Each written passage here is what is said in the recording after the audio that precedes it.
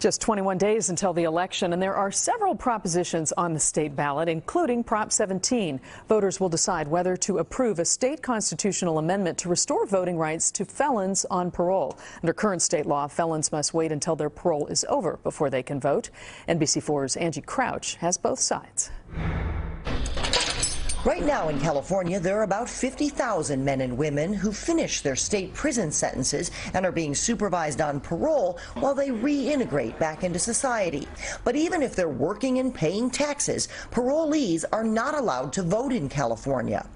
Proposition 17 would change that. If voters approve the ballot initiative in November, California would join 18 other states in Washington, D.C. in restoring the right to vote.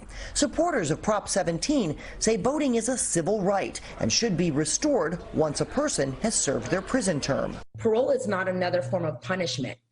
If they have to get their license, if they have to pay taxes, and they're, they are actually pushed to be a productive, contributing person in society, what does that have to do with voting? The Yes on Prop 17 campaign argues that being allowed to vote will reduce recidivism rates by empowering parolees to have a voice in shaping their community. The opposition argues parole is a continuation of punishment and restoring voting rights is a slap in the face to victims of crime. Republican State Senator Jim Nielsen. And understand, we're talking about murderers, we're talking about rapists, we're talking about not just little petty thievery, although that's bad too. But there must be a full consequence, and the full consequence is exhausting the entirety of what you have been sentenced to and for. Supporters of Prop 17 say 2/3 of parolees in California are Latino or black, and preventing them from voting is a racially motivated form of voter suppression.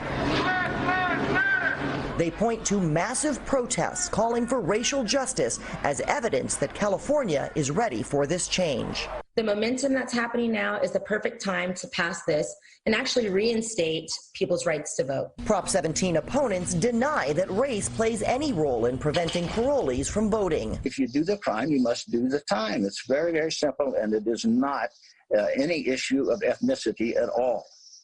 It's justice. Voters will have the final say November 3rd. Angie Crouch, NBC4 News. From how to vote, when to vote, and what you're voting for, we have you covered. Just check out the Decision 2020 section on our website, NBCLA.com, or go to the NBCLA app.